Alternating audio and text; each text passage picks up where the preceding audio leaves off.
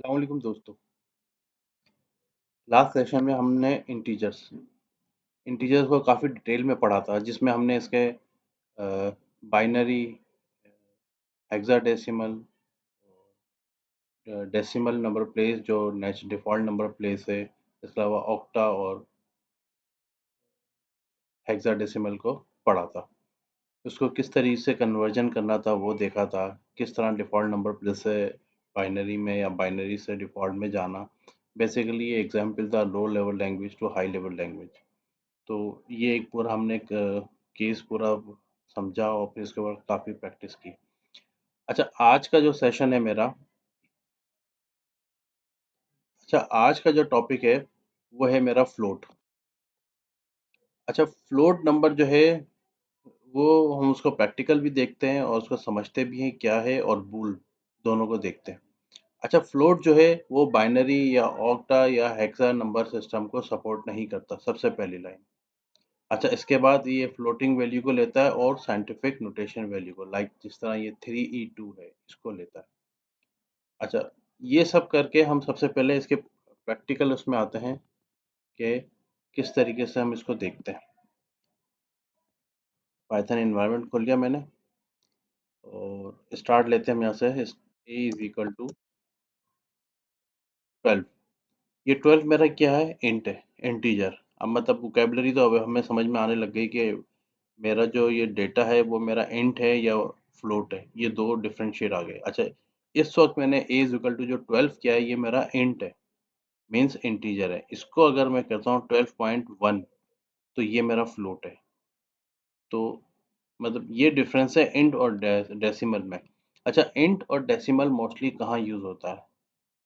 देखें, कहीं specific value होती है, जस्ट लाइक इनवॉइस की क्वांटिटी या नंबर ऑफ पीस, 1 पीस हो गया, या 5000 की क्वांटिटी हो गई, पीस हो गया। बाकी फाइनेंशियल वैल्यूज़ जो है वो मोस्टली फ्लोट में जाती हैं, कि सेल्स की वैल्यू क्या है, वो राउंड में नहीं होती, वो डेसिमल में जाती है। 0.2 figure, 0.2 decimal place.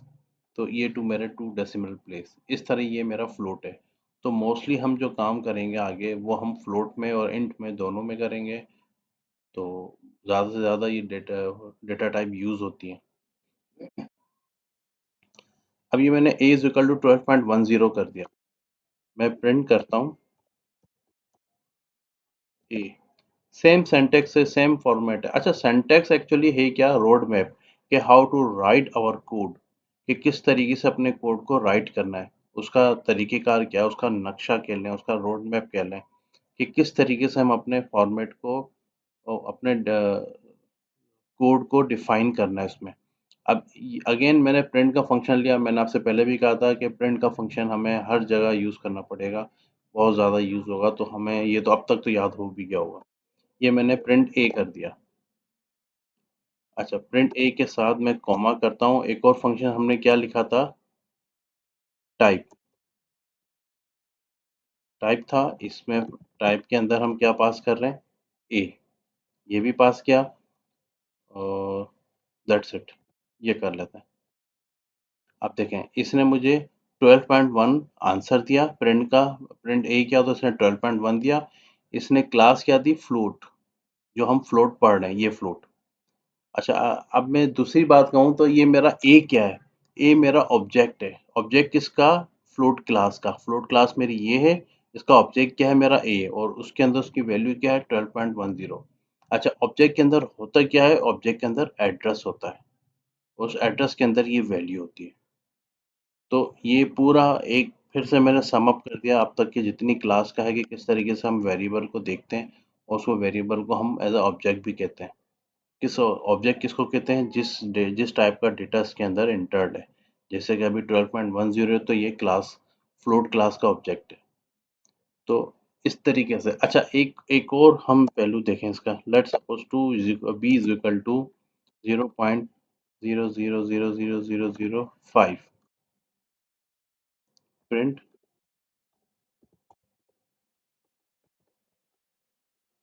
B, comma. अच्छा, टाइप भी हम देख लेते हैं साथ साथ।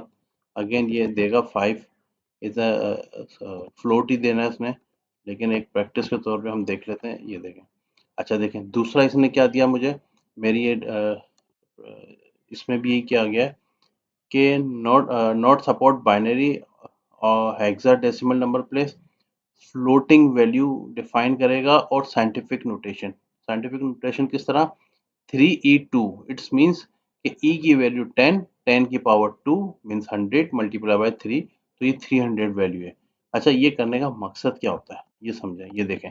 अब इसी तरह मैंने b की वैल्यू दी 0.4 मैक्सिमम 0 एंड 5, तो इसने मुझे क्या दिया, 5e की वैल्यू -33। तो ये साइंटिफिक नोटेशन में इसने मुझे ये वैल्यू दे दी। अच्छा, इसका पर्पस क्या है, इसका पर्पस ये है टू सेव द मेमोरी, ज़्यादा मेमोरी स्पेस ना ले, कि कम से कम स्पेस में उसको वो यूटिलाइज कर ले।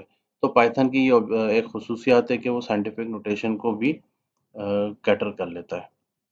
तो अच्छा, इसके बाद अब हमारा एक आ जाता है बूलियन। बूलियन मीन्स मेरा logic value. Logic value means true and false. एक ऐसी डेटा टाइप जिसकी वैल्यू जो है वो ट्रू एंड फॉल्स पे मुश्तमिल है और कुछ भी नहीं। मतलब जब भी कोई ऐसा होगा, जैसे लेट सपोज कोई डिसीजन है कि आइदर आपने वहाँ जाना है या नहीं, यस या नो, तो ये वो ट्रू एंड फॉल्स है। तो इस तरीके से हम इसको अपनी प्रोग्रामिंग लैंग्वेज में भी यूज़ करेंगे। और ट्रू की वैल्यू यहाँ पे 1 होती है और फॉल्स की वैल्यू हमेशा 0 रहती है। अगर आप ट्रू फॉल्स ना लिखें और 1 लिखें, तब भी बात एक ही कंसिडर की जाती है कि इसकी वैल्यू 1 है, ट्रू की वैल्यू। तो उसको हम इस तरीके से ट्रू एंड फॉल्स को भी यूज़ करते हैं। इसकी भी एक तो एग्जांपल देख लेते हैं। ए इज इक्वल टू, मैंने कर दिया ट्रू। अच्छा, ट्रू यहाँ पे टी कैपिटल होगा लाजमी। मैं यहाँ पे प्रिंट देता हूँ ए, ये इसने इसकी ट्रू के ए की वैल्यू ट्रू कर दी। मान लो मैं यहाँ पे एक और वैल्यू देता हूँ, b is equal to true. अब मैं यहाँ पे कहता हूँ कि प्रिंट ए प्लस बी, तो क्या प्रिंट होना चाहिए, एक ट्रू ये, एक ट्रू ये। मैंने अभी कहा कि ट्रू की वैल्यू जो है वो 1 है। अगर मैं उन दो वैल्यू को प्लस करता हूँ तो इसकी भी 1 है, इसकी भी 1 है, तो मेरा आंसर यहाँ पे 2 आ जाएगा। ये मेरा आंसर 2 है।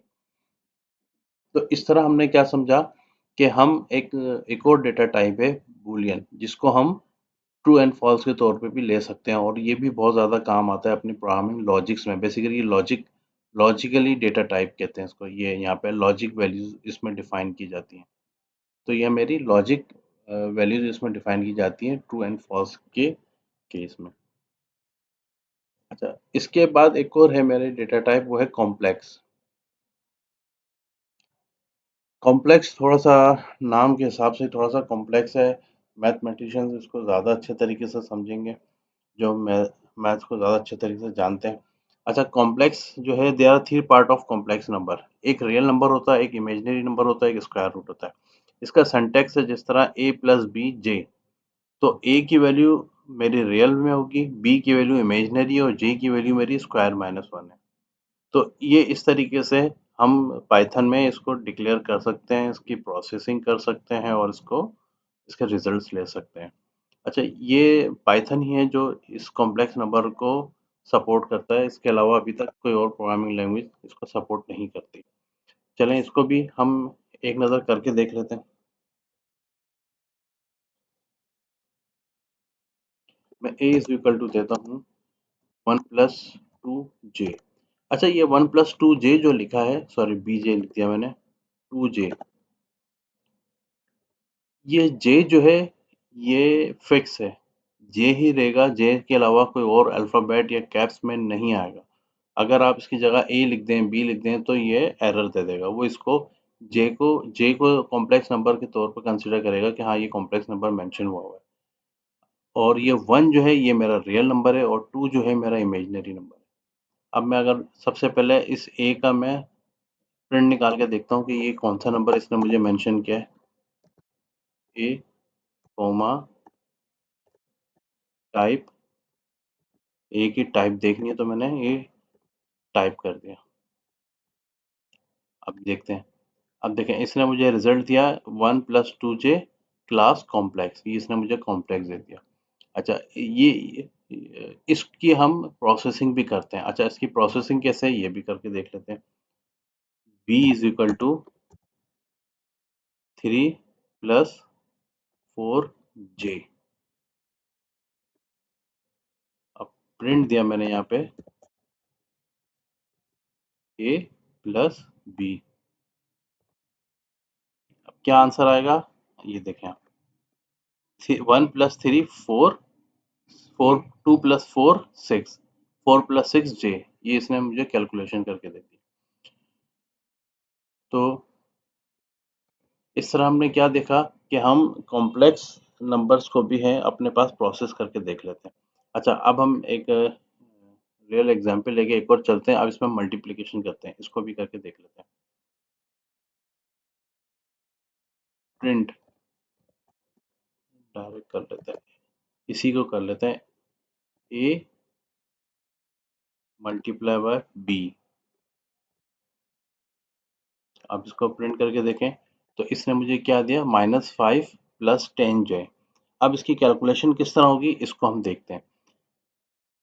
1 मल्टीप्लाई होगा 3 से, तो 3 1 जा 3। अच्छा, इसका एक स्टेप आगे, उसको आगे चल के देखते हैं इस स्टेप को, फिर हम वापस पीछे आते हैं। ये रहा, देखें स्टेप 1 क्या हुआ। मैं अपनी कोडिंग भी यहाँ खोल लेता हूँ ताकि हमारे लिए इजी हो जाए। अच्छा देखें, पहले क्या हुआ, 1 मल्टीप्लाई बाय 3। ये 1 मल्टीप्लाई बाय 3 से किया, ए और बी को मल्टीप्लाई करना था तो 1 मल्टीप्लाई बाय 3 हुआ, तो आंसर क्या आया 3। अच्छा, इसके बाद क्या हुआ, सेकंड स्टेप में multiply by the real part of the first number, जो real part of the first imaginary part of the second number, तो 1 मल्टीप्लाई बाय 4। अब क्या हुआ, यही 1 मल्टीप्लाई बाय 4 हुआ, इससे पहले 1 मल्टीप्लाई बाय 3 से, फिर हुआ 4 से, तो 3 1 जा 3 और 1 4 जा 4, 4j। 3 प्लस और 4j, ये 2 आ गया। फिर इसी तरह हमने तीसरा पार्ट क्या देखा, तीसरे पार्ट में 2j मल्टीप्लाई बाय 3। अब क्या हुआ, अब इसको क्या, 2j मल्टीप्लाई बाय 3, तो 2 3 जा 6j। फिर 2j मल्टीप्लाई बाय 4, 4 2 जा 8, 8j। तो 6j और 8j ये भी आ गया हमारे पास, 6j और 8j। अच्छा, 8j जो है वो स्क्वायर में आएगा ना, किस तरह स्क्वायर में आएगा कि 2j multiply by 4j, 8j square. अच्छा, ये यहाँ पे आ गया 8j स्क्वायर, ये देखें 2j multiply 4j 8j square. अच्छा, j स्क्वायर हमने क्या कहा था कि j की जो वैल्यू है मेरी स्क्वायर रूट -1 है, तो ये हमने उसको -1 में मेंशन कर दिया। तो इससे क्या हुआ मेरा कि जो मेरी 8 की जो वैल्यू है वो मेरी -8 में कन्वर्ट हो जाएगी। तो अब मेरी कंडीशन क्या बनी, 3 plus 4j plus 6j minus 8। तो फाइनल आंसर क्या आया मेरा, -5 प्लस 4 और 6 10, 10j। तो इस तरीके से ही मेरी मैथ की पूरी कैलकुलेशन पाइथन ने 1 मिनट में करके दे दी, मतलब नैनो सेकंड में। तो ये मेरा -5 प्लस 10j हमें यहाँ करके इसने दिखा दिया। अच्छा, अगर हम इस कॉम्प्लेक्स नंबर को ब्रेक करना चाहें कि how to break a complex number, तो देखिए वो भी हम कर सकते हैं। वो कैसे कर सकते हैं, मैंने कहा ए। अब ये एक और एट्रीब्यूट है जो आपसे आपको शो करा रहे हैं, ये भी हम प्रैक्टिस में रखेंगे जैसे जैसे जब ज़रूरत पड़ेगी। मैं इसको यहाँ कह देता हूँ रियल, काल्पनिक सही है।